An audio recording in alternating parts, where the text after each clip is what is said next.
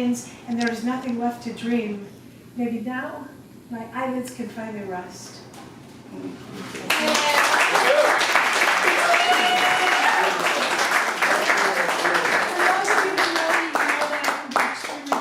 So, welcome to my world. Yeah. It's a combination of something new and then something old.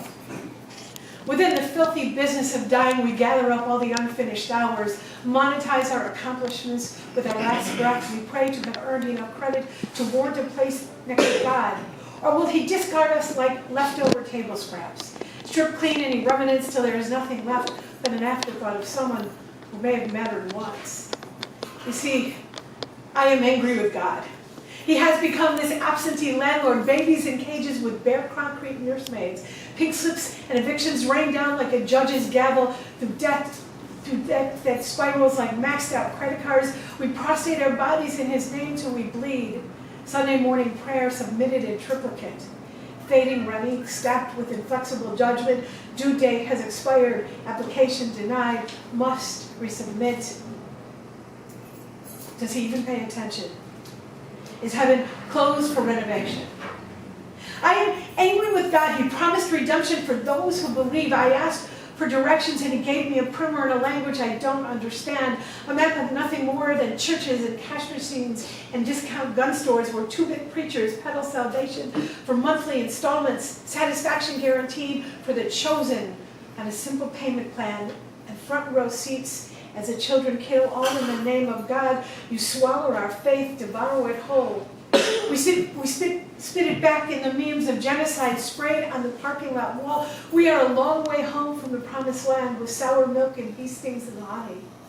Does God no longer care? Does He want to start over? Maybe with the dolphins next time.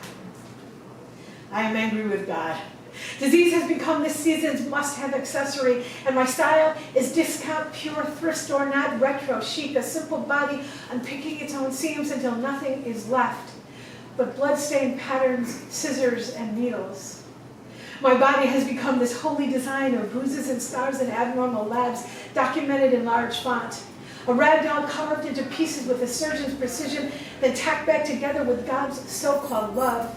I am not some toy to be played with till God gets bored. My body has an expiration date, and I need to know if there are lifetimes left to be saved.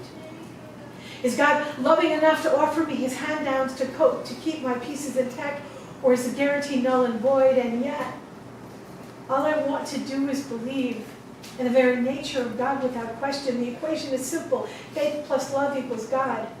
How do you calculate suffering? It's to be human, to dress ourselves in pain. Do I count the scars and nail them to the cross? Does faith taste like sandpaper on my tongue and I'm weary of the struggle? Let me be the light to my own salvation, hug my patchwork bicycles, and call myself strength. See my pure reflection beyond cruelty and despair, and the voice at the end of the line will be my very own.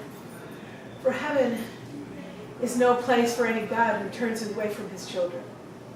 That's my political.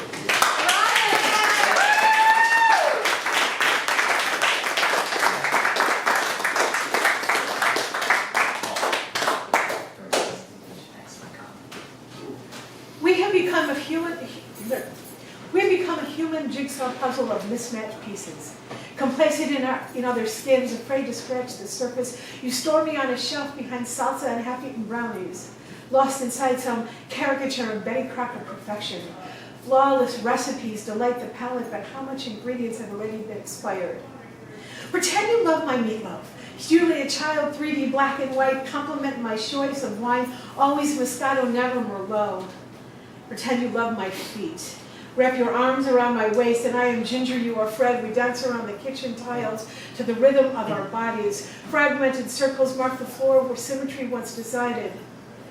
Somewhere in the twilight, you are still undressing me with your mind. There is this hunger of promise, warm and liquid in nature, a dream of impossible perfection waiting for the match to strike. The burnt offerings remind me of your cologne. Will you taste my history carved into folds of skin, whisper dreams into rhymes of my smile? Can we bathe our scars in the moonlight of silence?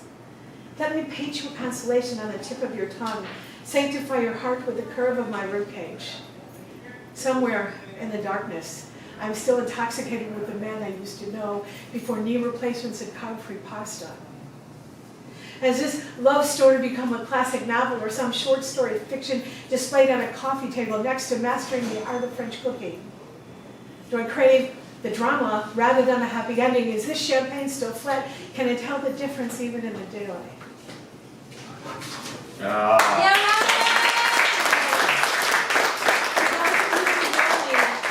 a chocoholic, so I'm going to end with a chocolate bar. It's called Looking for Mr. Goodbar. Yeah. I was looking for Mr. Goodbar. Mars told me he could make me sing just like a symphony. I told him he was chock full of nuts. Mrs. Fields gave me Ben and Jerry, offered me kisses, thought they could score, make my heart mint melt away, but their game was slower than turtles. Rollo offered up his chunky bar, but he was no more than a junior mint without all the luscious calories. Kit Kat and Peppermint Patty offered to switch hits, but Heath can offer me his hard, dark nugget. And last, I found them, three musketeers. They wrapped themselves around me with their buttery fingers. Their mouths melted in my hand, not in my mouth. They took me to the Milky Way and back, and you snickered at my almond joy. All you could say was Seventh Heaven will never give me baby Ruth.